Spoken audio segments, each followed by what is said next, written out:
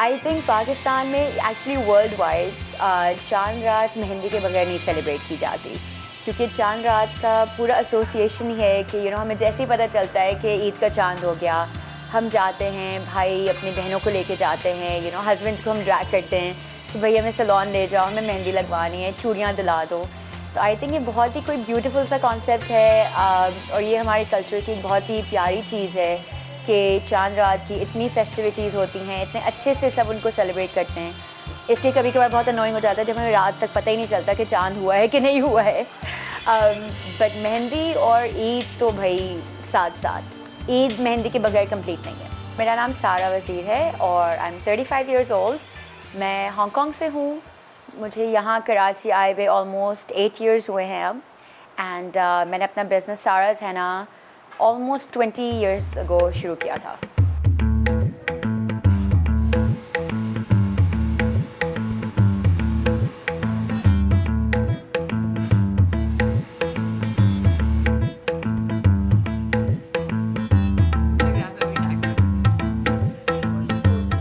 Actually मैंने मेहंदी लगाना शुरू करी थी अपनी अम्मी की वजह से, बिकॉज़ वो मेहंदी आर्टिस्ट थी, वो लगाती थी।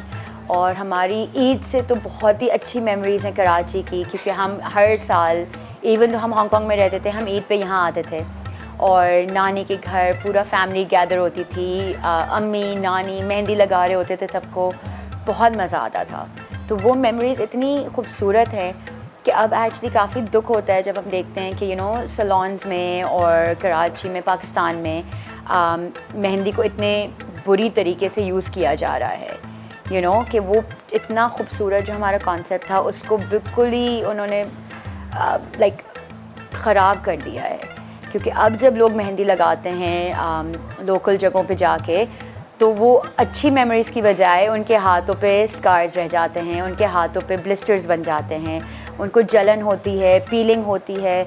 और ये काफ़ी, मुझे लगता है ये बहुत बुरा है, ये जो पिछले ओवर द लास्ट 20 इयर्स ये जो शिफ्ट आया है पाकिस्तान में मेहंदी को लेके।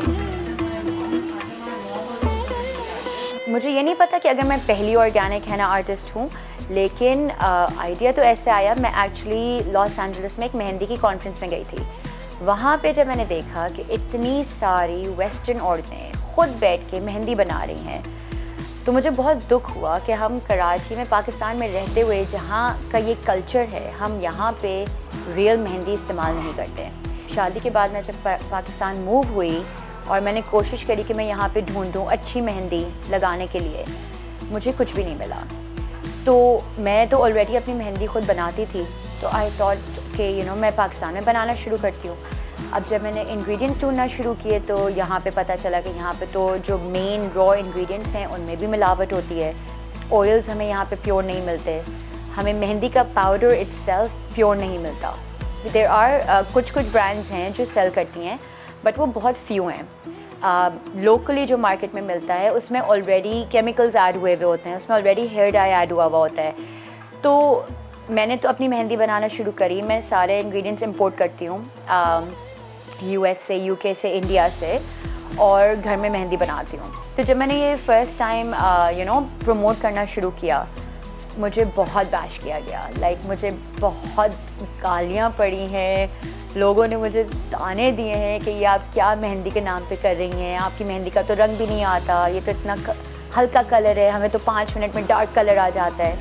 अब वो उनको ये समझाना कि वो 5 मिनट में डार्क कलर आना इज़ नॉट नेचुरल, वो ऐसा नहीं होना चाहिए। असली मेहंदी का रंग 2 दिन में चढ़ता है। ये काफ़ी मुश्किल एक चैलेंज था। तो बेसिकली केमिकल मेहंदी का इतनी जल्दी कलर इसलिए आ जाता है क्योंकि उसके अंदर hair dye, petrol, kerosene, PPT ये चीज़ें मिक्स हुई होती हैं। आप नोट करेंगे कि अगर आप इवन हेयर स्टाइलिस्ट आपके बाल डाई कर रहा होगा तो वो हाथ में ग्लव्स पहनेगा। अगर आपके फोरहेड पे लग जाता है तो उसका कलर फ़ौरन से आ जाता है। यही चीज़ वो मेहंदी में मिक्स भी नहीं कर रहे, वो बस मेहंदी की कोन में डाल के लोगों के हाथों पे लगा रहे हैं, जिसकी वजह से उनको बहुत बुरे रिएक्शंस हो रहे हैं।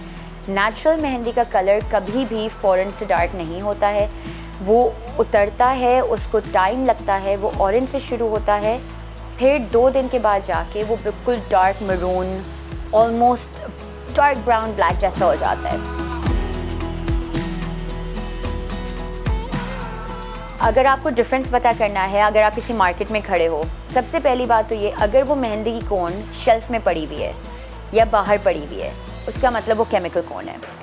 नेचुरल मेहंदी सिर्फ़ और सिर्फ फ्रीज़र में रखी जाती है, वो आप रूम टेम्परेचर पे नहीं रख सकते। अगर वो आप रूम टेम्परेचर पे रखोगे तो वो ख़राब हो जाएगी।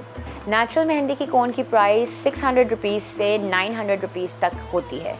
वो छोटी सी कोन होती है 25 to 30 ग्राम्स की, लेकिन उस एक कोन में आराम से 6 साइड्स लग जाती हैं, बिकॉज़ उसमें कोई वेस्टेज नहीं होती है। एक्चुअली मेहंदी की कदर पाकिस्तान से ज़्यादा बाहर के मुल्कों में होती है। बाहर इवन वेस्टर्न लड़कियां, फॉरेनर्स इस आर्ट को बहुत पसंद करती हैं, इसकी बहुत वैल्यू है बाहर, और यहाँ पे हम इसको टेक फॉर ग्रांटेड लेते हैं। आई थिंक इस मामले में बहुत अच्छा चेंज आया है, क्योंकि अब मेहंदी वाली, एक तो ऑलरेडी ये टर्म बहुत बुरी है। मेहंदी आर्टिस्ट जो है वो ख़ुद अपने आप को अब रिकग्नाइज़ करने लगी हैं, वो अपने टैलेंट को पहचानने लगी हैं, जिसकी वजह से उनको अपने टाइम की कदर है। इस वजह से क्लाइंट्स को उनकी कदर है। अब क्लाइंट्स ज़्यादा रिस्पेक्ट करते हैं मेहंदी आर्टिस्ट को।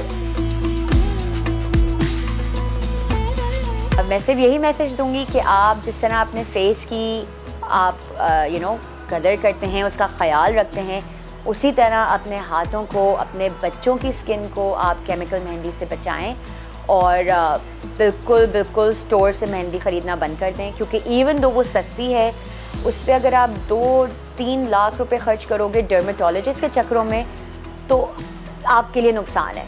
इससे अच्छा आप एक 600 रुपये की नेचुरल मेहंदी की कोन इस्तेमाल करो और ख़ुद अपना फ़र्क देखो।